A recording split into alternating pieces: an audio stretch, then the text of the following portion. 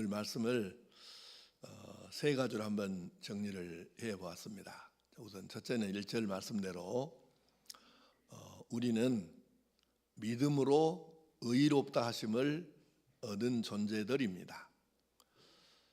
지난 그 시간에 말씀을 드렸듯이 우리 아브라함 할아버지는 사실 과거에 부끄러운 일도 많았고 또 하나님 싫어하시는 일도 했고 또 믿음이 너무 없어가지고 그냥 자기 생각대로 그냥 해버리기도 했고 그렇게 했지만은 그런 과정을 겪어서 이제는 마지막에 가가지고는 이게 연단이 된 거죠.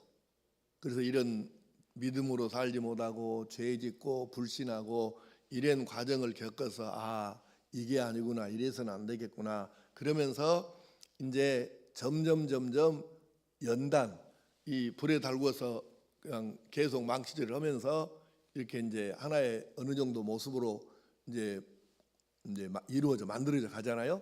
그럼 다시 불에 달구어서 또 다시 물에다가 또 식혔다가 때려 또 달구어지면 바로 또 망치로 패서 원하는 모습을 만들듯이 그런 과정을 겪는데 아브라함은 몇 년이 걸렸죠?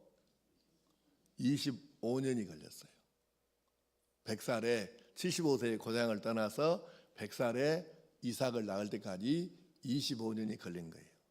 그동안에 하나님 말씀을 믿지 못해갖고 양자도 세워보고 안 해야 될 마누라 몸종하고 잠을 자고 얘기를 낳아서 그놈이 이스마엘 되어서 오늘날 지금 팔레스타인 저 조상도 되고 이 난리굿을 친 모든 이런 과정들을 거친 다음에 그래가지고야 결국 하나님이 원하시는 모습으로 만들어져 간 것이죠. 그러니까는 불 속에 달구어졌다가 망치질 되게 했다가 다시 또 물에 넣어서 식혔다가 다시 불에 달구어 가지고 빨개지면 다시 또 이 과정을 사실은 아브라함이 25년을 겪은 거죠. 그러고 나서야 이제 진짜 믿음이 생긴 거예요. 결정타는 그런 과정을 통해서 이삭이 태어나고 보니까 하나도 틀림이 없잖아요. 하나님께서 아브라함에게 하신 말씀이 물론 깨닫는 기간은 오래 걸렸지만 그래서 결국 아브라함이 그때부터 이제 진짜 하나님이 말씀하시면 무엇을 말씀하시든 아무 필요가 없어요. 생각할 필요도 없고 따질 필요도 없고 맞냐 안 맞냐 이거 계산할 필요가 전혀 없는 거예요. 왜? 내가 이해가 되든 안 되든 하나님께서 하신 말씀은 결국 내가 이해를 못해서 그랬을 뿐이지 마지막에는 다 온전하게 정상으로 이루어지지 않은 것이 하나도 없더라. 그러니까 이제 아브라함은 그때부터는 하나님 말씀이 이게 맞아? 여러분도 설교를 들으면서 가끔 그런 생각하죠. 저게 논리적으로 맞나? 과학적으로 맞나? 이런 생각 여러분도 가끔 할 때만 있을 거예요. 근데 아브라함은 이제 그런 과정을 다 지금 겪고 나니까 따지는 것 자체가 너무 무의미한 거예요. 의미 자체가 없어. 그러니까 이제는 말씀하시면 그냥 아멘하고 그냥 하는 거지. 이삭 바쳐라 아멘 하는 거지. 더 이상 다른 말이 필요가 없는 거예요. 그러니까 이 과정이 아브라함에게 무려 25년이 걸렸고 그리고 결국 이렇게 말씀하시는 거예요. 믿음으로 의롭다 하심을 받았으니 아브라함이 행동 가지고 따져보면 사실 할 말이 어디가 있겠어요. 그냥 주구멍 찾을 수밖에 없는 입장이죠. 근데 그런 행동이 아니고 믿음으로 말미암아 의롭다 하심을 얻은 것이죠. 그래서 오늘 여러분과 나도 이렇게 설교하고 있는 목사는 뭐 굉장히 거룩하고 깨끗해서가 아니고 나도 지난날을 돌아보면 하나님 앞에 행동 가지고는 감히 어떻게 내세울 것이 단 한 가지도 없지만 하나님께서 그런 나를 미리서 내가 태어나기도 전부터 택해 주셔가지고 저 녀석은 내가 구원시켜야지 택해 주셔가지고 결국은 내가 예수를 믿어서 오늘에 이르렀으니까 돌아보면 내가 하나님께서 이루어 놓으신 것을 아니 예수님이 우리 태어난 뒤에 돌아가셨나요? 우리가 태어나기도 전에 돌아가셨는데 이미 다 이루어 주신 거잖아요. 근데 그걸 우리는 그냥 먹으면 되는 거예요.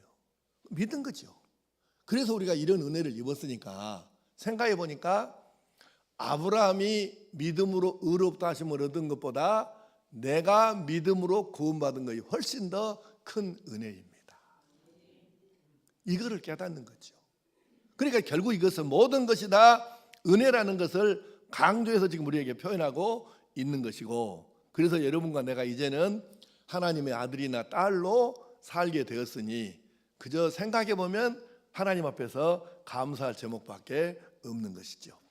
자, 두 번째는 이제 이 말씀은 지난 시간에 한 말씀하고 거의 이제 똑같은 말씀이니까 두 번째로 넘어가면 1절을 한번 더 볼까요? 그러므로 우리가 믿음으로 의롭다 하심을 받았으니 우리 주 예수 그리스도로 말미암아 하나님과 화평을 누리자. 의롭다 하심을 받았다고 끝난 것이 아니고 이제 한 단계 더 올라가는 일이 남았어요. 그게 뭐냐면은 하나님과 화평을 이루는 거예요. 자, 본질적으로 이 화평이란 게 뭐냐면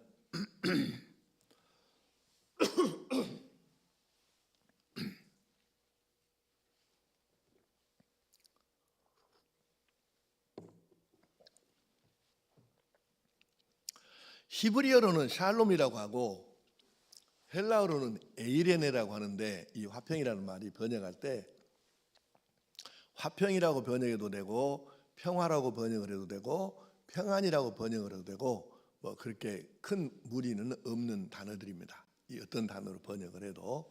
그런데 이게 용례가 이제 참 중요한데, 전에도 여러 번 설명했듯이 군대 전쟁으로 나가는 군인들에게 샬롬 그러면 전쟁에 꼭 이기고 돌아온다, 그런 뜻이 되는 거예요.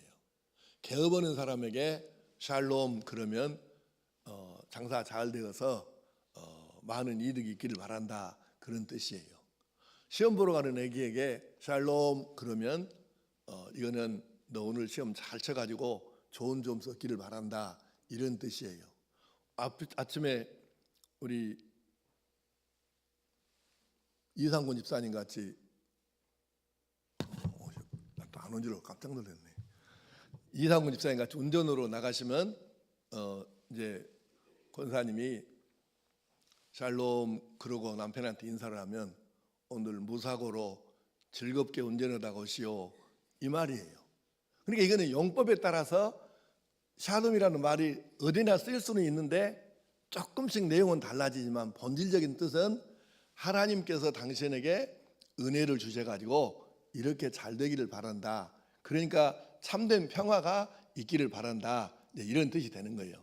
그러니까는 결국은 이 샬롬 에이레네라고 하는 것은 하나님과의 관계를 정상화하는 것을 전제로 하고 있습니다. 하나님과의 관계가 좋지 못한데 지금 정상이 아닌데 진짜 평안을 누릴 수 있다, 그는 너무 심각한 사기예요. 그런 거짓말이 없는 거예요. 하나님과 온전치 못한데 진짜 평화가 있을 것이다, 그거는 무지막지한 사기극입니다. 있을 수 없는 것이죠. 그러니까 평화는 뭘 말하냐면 나와 하나님과의 관계 정상화를 전제로 하는 것입니다.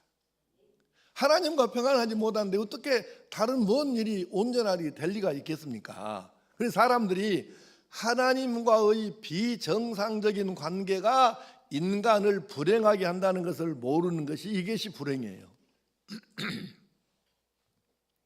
잘 생각해 보십시오. 하나님과의 관계가 정상적이지 못한 것이 불행이다 는 것을 모르는 것이 진짜 불행이에요. 왜 사람들이 오늘날, 여러분 지금 새생명 축제 이제 나흘 후로 결산일이 오는데 전도해 보잖아요. 왜 그분 전도를 했는데 왜 그 사람들이 전도를 안 받아들일까? 예수님을 안 받아들일까? 이거를 모르는 거지, 이 원리를. 하나님과 내가 지금 관계가 온전치 못하기 때문에 내 인생이 이렇게 문제다, 이거를 모르는 것이죠. 내가 하나님을 안 믿는 것은 믿어도 되고 안 믿어도 되는데 내가 그냥 인심 써서 하나님을 믿는다, 이런 생각이 아니고 하나님과의 관계가 온전치 못하면 세상에서 사람들이 그 누구도 참된 평화도 누릴 수 없을 뿐만 아니라 진짜 생명은 없는 것과 같다는 거예요. 이게 서복희 권사님 이거 이름이 뭐예요? 내가 아까 봤는데 어디에 있어? 풍선초? 이게 작년에 서복희 권사님이 화분 하나를 갖다 줘서 집에서 키워봤거든요. 이게 좀 더 커져가지고 이제 한 달 정도나 있으면 터질까? 이게 탁 터집다. 이게 열리대. 그런데 거기서 그 뭐라고 그러나? 할미꽃인가? 그 씨앗 날아다니는 거 있잖아요. 여기서 최소 10개 이상이 안에서 털 달린 것이 확 터져서 나와요. 신기하더만. 그래서 어떻게 이런 걸 또 그에다가 나를 갖다 줘가지고. 근데 이게 지금 보면 여러분 눈으로 볼 때는 좋은데 이게 생명이 있어요, 없어요? 이거에 지금 생명이 있냐고 없냐고? 잘렸잖아요, 뿌리가. 이거는 생명이 없는 거예요. 우리가 지금 속는 거예요. 생명이 있는 것처럼 예쁘게 보이니까. 근데 실은 이건 생명이 없는 거예요. 자, 우리가 예수 믿지 않는 사람들이 그분들이 왜 예수를 믿지 않느냐면 예수 믿지 않으면 생명의 줄기에서 뿌리에서 연결되는 것이 차단되어 있기 때문에 나는 죽은 목숨과 같다. 그래서 천국에는 들어갈 수가 없다. 이 원리를 모르니까 예수를 안 믿는 거지. 알면 어떻게 안 믿고 전되겠어요. 못 견디지. 그러지 않겠어요? 그러니까 이건 죽은 것처럼 하나님하고 연결되지 않는 생명은 이미 산 것처럼 보여도 사는 게 아니에요. 동백 내가 해보니까 꽃꽂이를 청년 시절에 어렸을 때 내가 많이 해봤어요. 집에서 시골에서. 그런데 제일 오래가는 꽃이 뭐냐면은 꺾어다가 물에다 넣어놓으면은 적어도 석 달 동안 안 죽고 물만 계속 부어주면 계속 사는 것이 동백나무입니다. 꽃도 피어 거기서. 꽃 머문 것 갖다 꺾어다 꽂아놓잖아요. 석 달을 살아요. 내가 해봤다니까. 그래도 그건 죽었어요, 살았어요? 그건 죽은 거지. 어떻게 살아있는 거예요, 그게. 석 달 산 것처럼 보인다고 그게 산 것입니까? 우리가 세상에서 예수 믿지 않고 산다는 것은 바로 나무를 이거 딱 중간을 잘라서 이게 죽은 것으로 만들어버린 것과 똑같은 이치인데 그것을 모르니까 사람들이 예수를 안 믿는 거예요. 그러니까 우리는 속이 터지지, 답답하지. 믿어야 되는데 죽은 생명이나 같지 않아요. 그래 우리가 이 원리를 알아야 되는데, 그래서 사실은 나도 우리가 예수 영접하기 전에는 거의 죽은 생명이잖아요. 근데 예수 영접해서 다시 하나님과 연결이 돼가지고 이제 우리가 영이 지금 살아서 움직이는, 그래서 하늘나라 천국을 소망하는 믿음의 사람으로 바뀌어져서 지금 삶을 살고 있는 것이죠. 우리가 예수 믿어 죄 씻음을 받아가지고 의롭게 되고 하나님과의 관계가 정상으로 회복이 되었습니다. 그래서 하나님과 지금 내가 평화를 누리고 사는 것이죠. 여러분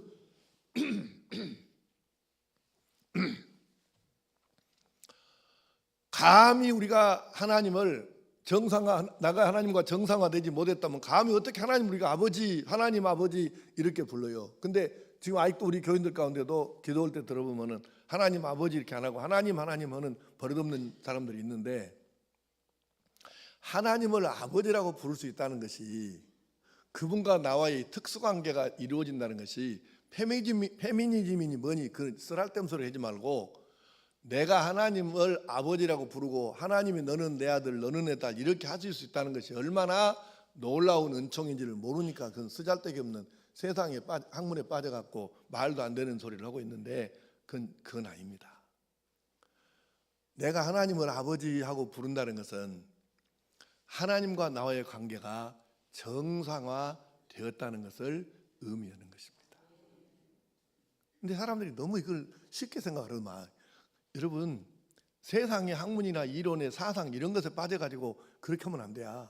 이거는 하나님과 관계가 정상화돼야 되는데, 아니 근데 예수 믿지 않는 사람한테 하나님을 아무리 돈을 주면서 아버지라고 부르라 해도 그건 못 불러요. 귀신 들린 사람들 있잖아요. 우리 귀신 쫓아낼 때 축사할 때 보면 다른 말은 다 따라서 하라고 하면, 근데 결정적인 순간에 나는 예수님을 나의 구주로 믿습니다 해봐. 그러면 이 말을 이제 하는 사람도 있는데 못하는 사람이 있어요. 나중에 물어보면 귀신이 딱 입을 불러갖고 말을 못하겠대. 이제 귀신이 나간 다음에, 쫓아낸 다음에 얘기를 그때 어째서 안 했어? 이렇게 물어보면 입을 딱 닫아서 입이 안 열어지게 한대. 여러분 못해요. 아무나 아무나 하나님을 아버지 이렇게 부르간다 해서 여러분 못합니다 그것을. 그러니까 하나님과의 관계가 정상화된 사람이 하나님 아버지 이렇게 할 수 있지 아무나 할 수 있는 게 아니에요. 그러니까 이거는 결국은 하나님과의 관계 정상화, 관계 회복을 의미하는 것이죠. 그래서 하나님과의 평화가 이루어지면 그때 비로소 기도가 자연스럽습니다. 혹시 여러분 아직도 기도가 자연스럽지 못한 분이 있습니까? 하나님과 관계가 정상이 되면 기도가 자연스러워요. 부모하고 자식이 관계가 불편하면 대화가 잘 안 되잖아요. 뭔가 지금 꼬이는 것이 있다, 지금 안 되는 것이 있다는 얘기잖아요. 근데 부모와 자녀가 관계가 정상이 되면 못할 말도 없잖아요. 이 원리를 잘 생각을 해보시라고요. 그래서 하나님과의 관계가 내가 죄를 씻음을 받고 예수 믿어서 죄를 씻음을 받고 내가 의롭게 되면 하나님을 아버지라고 부를 수 있게 되고 기도하는데 자연스럽습니다. 하나님과 대화하는데 뭐가 문제가 있습니까? 이게 지금 죄 씻음 받고 예수 영접해서 죄 씻음 받고 의롭다고 인정을 받아서 하나님께 이제 내가 인정을 받는 사람이 정상적으로 관계가 회복됐다는 것을 의미하는 징표가 되는 것이죠. 그 사람은 자기 자신하고 관계도 편합니다. 대개 이게 안 되는 사람들은 자기가 자기 자신에 대해서 믿지를 못하고 불평하고 그러면서 죄책감을 비롯해 가지고 온갖 이 편치 못한 것들이 자기 마음속에서 많이 나타납니다.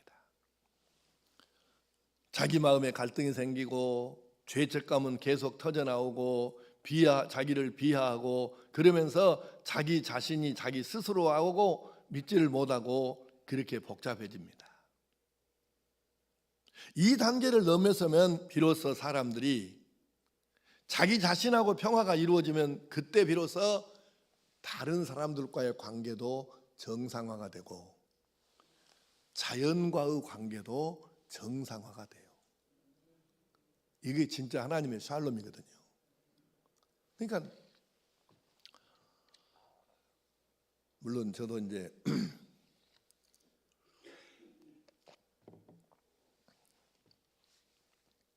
이 물 누가 떠왔어요? 물 누가 떠왔냐고.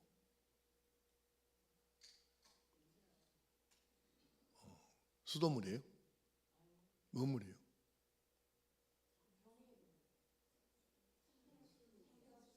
삼다수?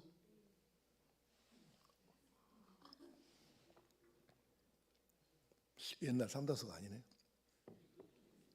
이따 마셔봐요. 물 맛이 옛날 삼다수 물 맛이 아니구만. 어디까지 했어요?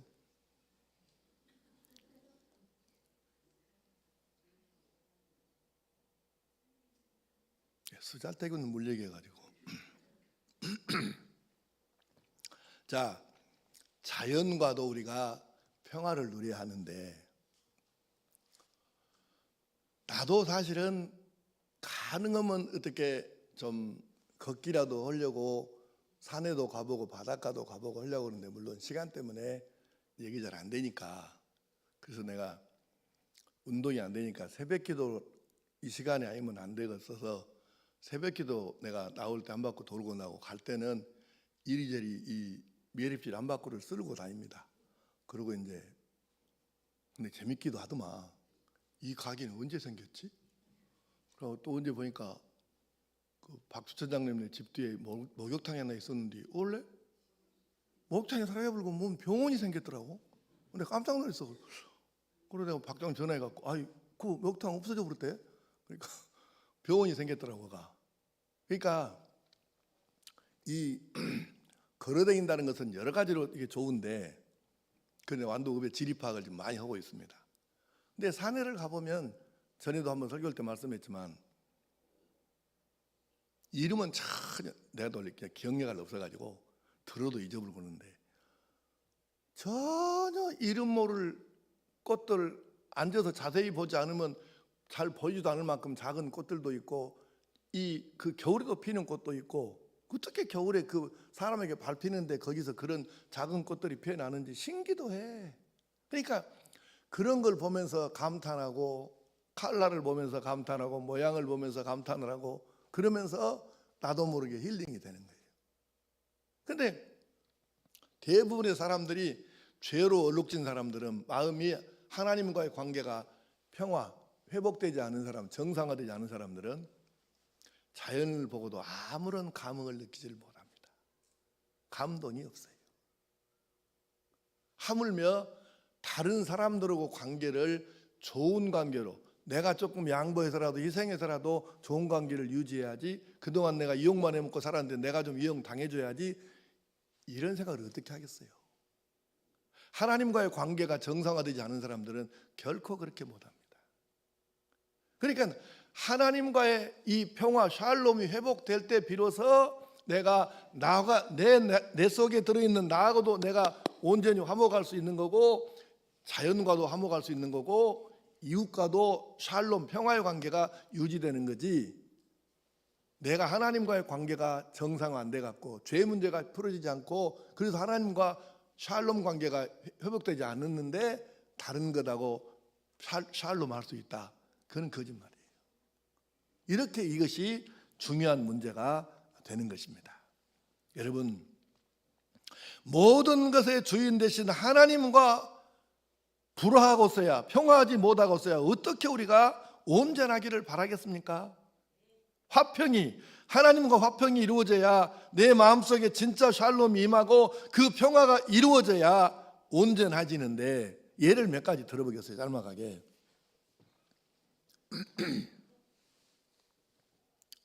사람들이 아프면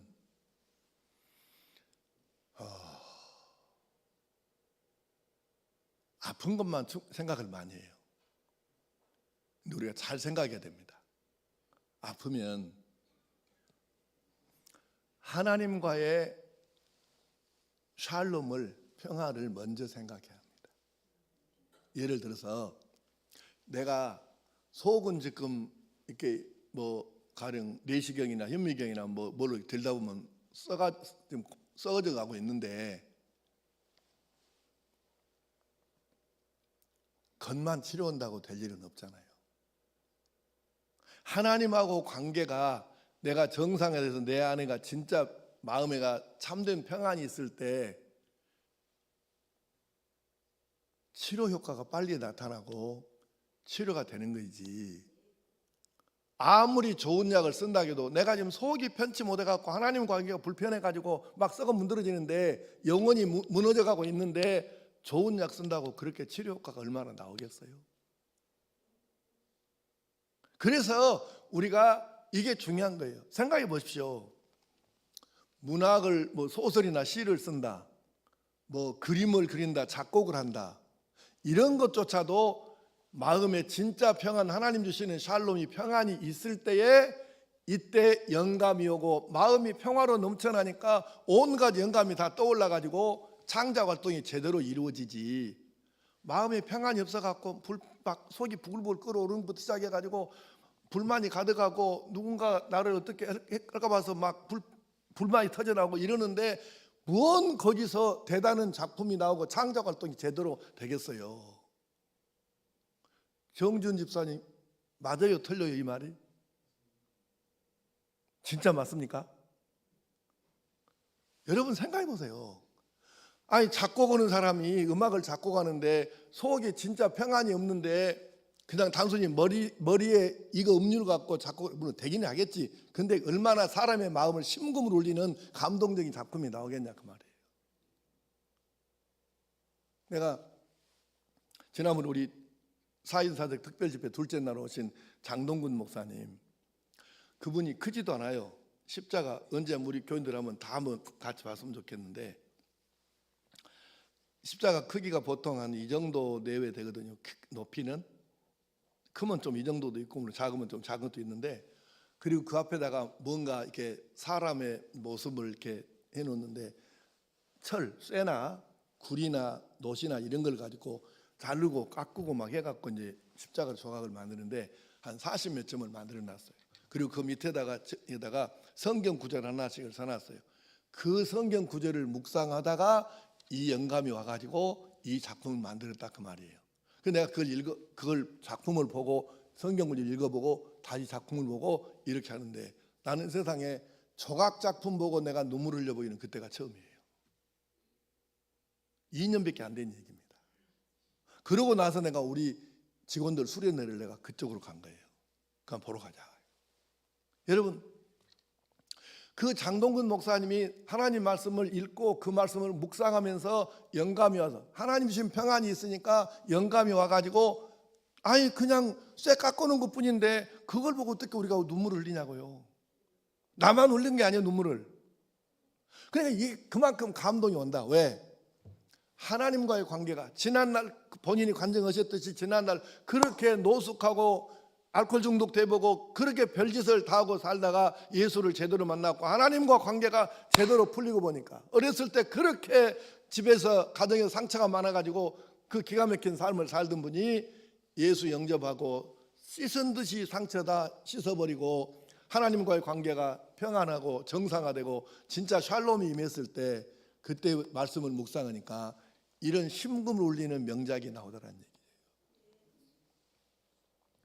우리 정지원 집사님, 우리 지난번에 전시할 때도 마찬가지예요. 정말 감동적인 작품들이 여러 가지 나왔잖아요. 그러니까 창작 활동도 하나님과의 이 관계가 참된 샬롬이 평화가 있을 때, 정상화됐을 때 작품도 나오는 것이죠. 하나님과 불화하고 어떻게? 아니 근데 부부간에 불화한다, 뭐 시어머니하고 며느리가 불화한다, 하나님과의 관계가 정상화됐으면 그럴 일은 없잖아요. 잘 생각해 보세요. 인간관계가 다 똑같아, 원리가. 하나님과의 평화 없이 참된 평화 없습니다. 그래서 우리가 내가 예수를 영접해서 예수님을 믿고 죄 씻음 받고 의롭다고 인정을 받았으면 그 다음 단계에 올라가야 되는데, 하나님과 내가 진짜 샬롬의 관계를, 평화 관계를 유지하고 살아야 이게 은혜이고 복이라고 말이에요. 이 복을 누려야 된다는 걸 지금 말씀하고 있는 것입니다. 2절, 또한 그로 말미암아 우리가 믿음으로 서 있는 이 은혜에 들어감을 얻었으며, 그렇지요. 이 은혜를, 이 평화의 샬롬의 은혜를 어떻게 입었습니까? 예수님을 믿음으로 말미암아 이 은혜에 들어갔을 뿐만 아니라 하나님의 영광을 바라고 즐거워하느니라. 그렇죠. 우리가 하늘나라의 영광을 지금 바라보면서 우리가 즐거워하는데,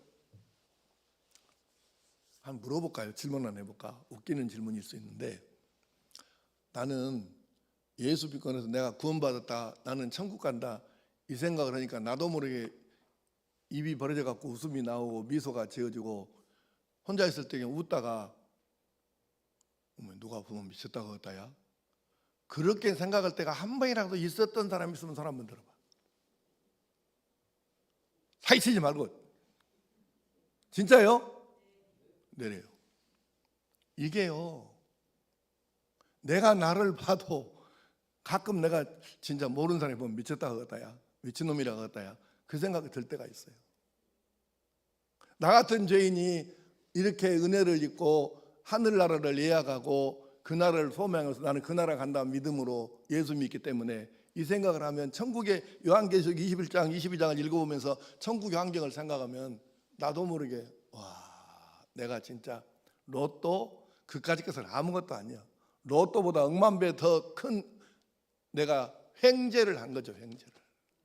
이런 기적 같은 은혜를 내가 입은 걸 생각하면 나도 모르게 웃음이 나오는 거예요. 이 영광을 바라고 즐거워하는데 여기서 끝나는 게 아니에요. 보세요. 3절. 다만 이뿐 아니라, 이게 이뿐 아니라 그 말은 이것만 있는 것이 아니다, 또 있다. 더 있다. 아이고, 천국 말고 뭔 더 새로운 것이 뭐 또 있을까? 근데 있다고 하잖아요. 다만 이뿐 아니라 우리가 환난 중에도 즐거워하나니 이는 환난은 인내를, 인내는 연단을, 연단은 소망을 이루는 줄 알미로다. 아니 근데 이게 또 뭔 말씀일까? 환난을 당해도 즐거워한다니 이게 뭔 말인가? 예를 들면 환난은 이런 거예요. 예수 믿는다고 핍박을 당하고 박해를 당하는 거, 그리고 실패하고 질병을 얻고 부도가 나고 감옥에 가고 사고를 당하고 그럴 때 이게 환난인데, 적극적인 의미로는 예수 믿다가 당하는 환난이고 어려움이고, 그 다음에 소극적인 환난은 우리가 삶 속에서 당하는 이런저런 고난과 역경 뭐 이런 거예요. 그러니까 실패, 부도, 아픔, 뭐 사고 등등 다 포함이 되죠. 근데 왜 이런 거 당할 때, 혹시 그런 것 이런 거 당할 때 즐거운 사람 있으면 사람 한번 들어봐. 거짓말 하지 말고 내리세요. 없지는 않잖아요.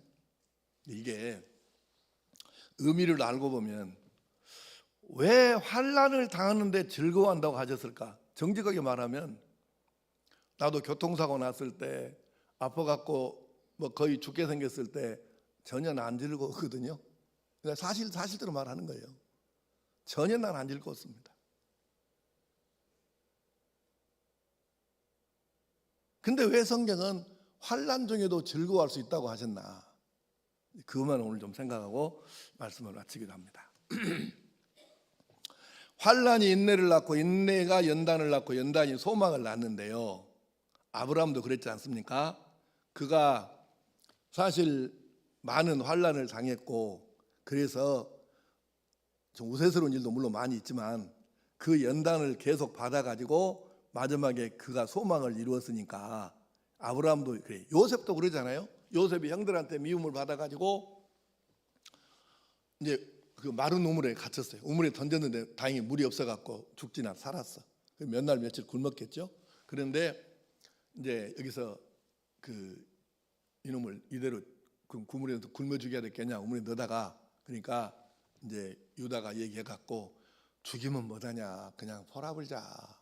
이래서 이거는 이제 살릴 목적으로 한 말이에요. 돈 벌려고 하는 목적이 아니고. 그래서 대상 사막의 이 장사꾼들에게 팔았어요. 그래서 애굽의 그 왕의 경호실장인 보디발의 집에다 팔았습니다. 우물에 떨어진 것이 즐겁겠습니까? 보디발의 집에 노예로 팔린 것이 즐겁겠습니까? 근데 거기서 또 믿음을 지키려다 순결을 지키려다가 이것도 모함을 받아가지고 감옥에 갇혔네. 이게 즐겁겠습니까? 이게 환난이에요. 그런데 이 환난을 당해도 요셉이 인내 참고 견뎠잖아요. 결과가 뭐예요? 그리고 연단이 되죠. 계속해서 이제 다져지는 거예요. 하나님의 사람으로 그가 한 나라의 총리가 돼도 능히 감당할 수 있을 만한 그릇을 키우고 맷집을 키우고 이렇게 연단이 계속 되는 거예요. 그리고 나서 결국 총리가 되고 자기 집안 식구들과 민족을 구원하고 이웃 나라들을 구원하고 소망을 이루었잖아요. 그러니까 믿음이 결국은 환난을 당하지만 믿음으로 인하여 환난이 인내가 연단을, 연단이 소망을 이루게 하였으니까 요셉의 이야기를 보면 이 말씀은 전혀 한치도 어긋남이 없는 사실적인 말씀인 거죠. 어떤 사람들은 그래요. 아이고 그런 것 조까 연단이고 뭐시고 다 필요 없고 그냥 좋은 것만 줘보면 돼요. 연단, 환난은 당하기 싫다고 말이지. 사실 그 당할 때 즐거운 사람은 없다니까요. 근데 우리가 좀 정직하게 한번 생각해 봅시다. 나나 여러분이나 우리 중에 고난이 없었던 사람이 있는가요? 그리고 그 환난이 없었으면 내가 이만큼이라도 믿고 이만큼이라도 기도했고 이만큼이라도 순종하고 이만큼이라도 하늘나라 소망 가지고 살 수 있었을까요? 조금 생각해 볼 필요가 있는 것이죠. 소가지 없는 놈이 이렇게 얘기했다가요, 자기 부모는 넉넉해 갖고 웬만한 거 다 사주고 공부만 해 이놈아 공부만. 그런데 자기 또래 친구는 부모님이 안 계셔갖고 간섭할 사람이 없으니까 그냥 공부 별로 안 하고 학교는 그냥 대충 댕기고 집에 오면 그냥 게임만 계속하고. 그러니까 나도 아버지 아빠 엄마 없었으면 좋겠다. 그러면 우리가 그 애기 입장에서는 그렇게 말을 할 수도 있겠다고 생각은 안 드는 건 아니에요. 그러나 우리가 객관적으로 생각해 볼 때 누가 그 애기 생각이나 그 말을 네 말이 맞아 이놈아 맞아 네 말이 맞아 그렇게 말을 인간이 어디 있겠습니까? 이 아이는 지금 당장에 막 공부하고 뭐 이리 갔다 저리 갔다 이게 엄청 힘들었으니까 차라리 나는 저 우리 지금 엄마 아빠 없는 애기 저놈 같이 좀 되었으면 좋겠다 이랬는데 그게 맞는 말이겠냐는 거예요. 말이 안 맞죠. 지금 대학 입학 수능 시험을 보기 위해서 이제 8일 남았는데 우리 애기들 죽기 살기로 지금 하고 있는데 그래도 내가 이렇게라도 해야 내가 20년 30년 뒤에 경쟁력을 가지고 내가 그때는 보란듯이 살 수 있다. 이것을 알고 열심히 하면 감사한 일이고 마지 못해서 부모가 시키니까 어쩔 수 없어서 하면 안타깝기는 해도 그것도 안 하는 것보다는 낫지 않겠어요? 이게 다 지금 연단의 과정이라는 거죠. 근데 속아지 없는 애기들처럼 아이고 나도 아빠 엄마 없었으면 좋겠다 이러면 그럼 우리가 아이고 나는 아무것도 필요 없으니까 평안히 살다가 그런 게 철딱선이 없는 아빠 엄마 없었으면 좋겠다고 말하는 그 얘기들하고 똑같은 수준이지. 연령, 정신연령, 영적인 연령의 수준이. 뭐 말인가 이해됐어요? 대답을 안 하는 양반도 있네. 이거 중요한 얘기야 지금. 자, 그래서 우리도 알아요. 믿음 있으면 환난이 환난으로 끝나지 않더라. 고통이 고통으로 끝나지 않더라. 이것을 이미 우리가 경험을 통해서 알고 있지 않습니까? 그래서 믿음으로 사는 성도는 환난에도 즐거워하면서 이 환난 끝에는 하나님께서 무엇으로 주실까 이걸 기대하며 인내하고 연단을 받고 그리고 마지막에 소망을 이룰 것으로 믿고 지금 이 환난의 상황을 감사하면서 즐거움으로 받을 수 있다는 말씀이에요. 그래서 믿음으로 사는 성도는 환난에도 즐거워하면서 그 끝을 궁금하게 여기면서 기대하는 거죠. 이 뒤에 하나님께서 무엇으로 내게 주실 것인가 기대하고 사는 거죠. 등산이 있어요. 뭐 높은 산 저도 뭐 산은 여러 군데 가봤는데 지리산 완주해 본 사람 손 한번 들어봐. 둘, 셋, 넷. 최양호 사람 왜 손 안 들어? 그 숨길 걸 숨겨야지. 그런 거 부끄러운 것도 아닌데 왜 숨기고 손 안 들어? 다시 손 들어봐. 그냥 꼭대기 하나 갔다 온 거 말고 완주한 사람 손 들어봐. 내리세요. 내가 천왕봉 갔다가 지리산 천왕봉 갔다가 내려오다가 완전히 죽는 줄 알았습니다. 그때 최양군 사하고 같이 갔어. 나하고 단둘이 간 거 아니고.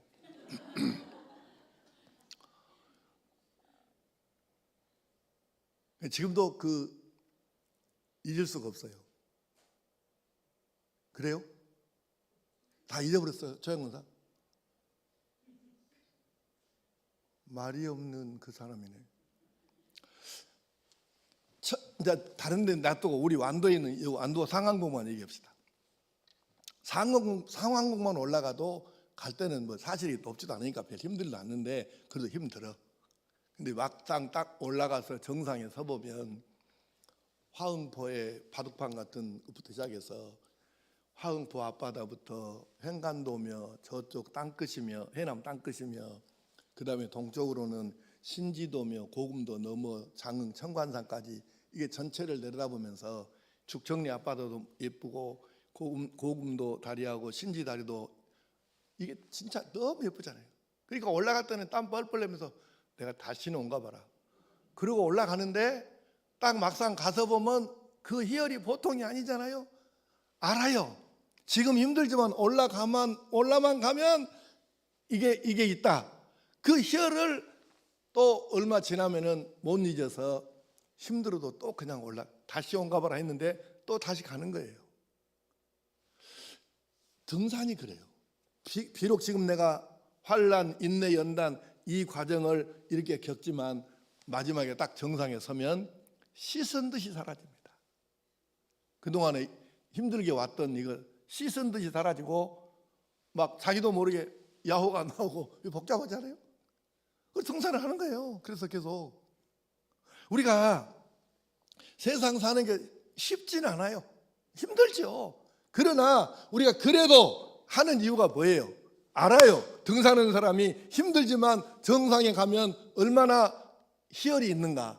우리가 연단을 당하면서 힘들죠. 그러나 마지막에 천국에 가보면 얼마나 놀라운 일이 있을까 기대감이 있는 것이죠.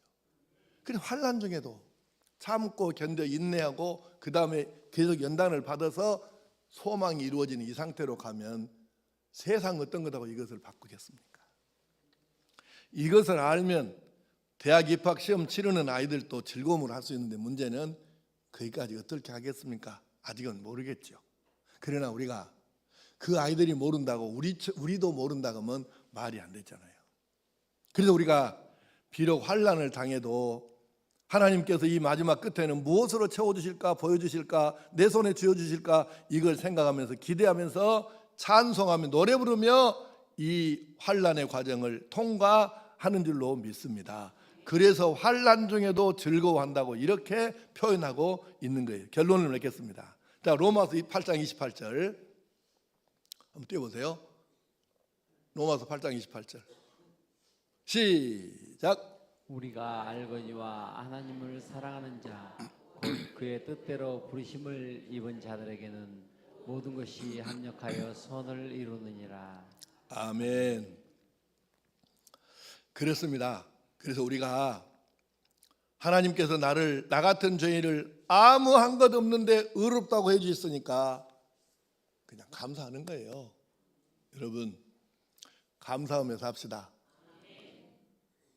지난번에 우리 4인 4색 특별집회하면서 내가 충격받다고 했잖아요. 그리고 우리 이 은혜가 감사하고 혼자 그냥 있다가도 내가 받은 은혜 하늘나라 갈 복을 생각하면 나도 모르게 입이 벌어져서 웃는다고 했는데, 자, 그런 생각이 있으면 하나님 앞에 감사한 마음을 좀 잘 표현하고 사시기 바랍니다. 둘째는 하나님과 화평해야 되는데 이거 형통의 길이에요. 하나님과 화평하고 샬롬하지 아니하고서 뭔 세상 일이 잘 되기를 바라십니까? 하나님과 화평하시기 바랍니다. 마지막으로 환난을 당해도 끝내 믿음으로만 대처하면 그 마지막은 하나님께서 최고의 것으로 주실 것이니 찬송하면서 환난을 통과하시기를 축복합니다. 기도하십시다. 아버지 하나님, 바울 사도께서 이렇게 세심하게 깊은 영적 깨달음을 가지고 로마서를 기록하여 우리에게 보여주셨으니 하나님께서 바울 사도에게 얼마나 큰 감동을 주셨는지 우리가 이해가 됩니다. 우리도 이제는 내가 받은 이 죄사함의 은혜, 그래서 하나님과 누리는 평화가 샬롬이 얼마나 대단한 것인지를 깨닫게 하시고 날마다 감사하면서 찬송하면서 나도 모르게 웃음이 나오는 그런 삶을 살게 하여 주시옵소서. 혹여 때로 우리가 환난을 당한달지라도 믿음으로만 나가면 반드시 하나님께서 이 마지막에 최고의 것을 요셉에게 그렇게 주신 것처럼 내게도 주실 것이라고 믿고 찬송하면서 즐거워하면서 환난을 통과하는 진정 복 있는 성도 되게 하여 주시옵소서. 이 모든 말씀을 예수님의 이름으로 기도하오며 이제는 우리 구주 예수 그리스도의 크신 은혜와 하나님 아버지의 말로는 달 수 없는 사랑하심과 성령님의 도우시고 인도하시고 교통하심이 오늘 말씀대로 내가 의인된 것 하나님께 감사하고 하나님과 화평을 누려 평화를 누리고 그리고 환난 중에도 찬송하면서 기대하면서 이 환난을 통과해서 진짜 하나님의 아들로 딸로 살기를 다짐하는 모든 주의 백성들과 완도 국민들과 이 나라와 이 민족 위에 세계 도처에서 복음 전하는 선교사님들에게 이제로부터 영원토록 함께 하시기를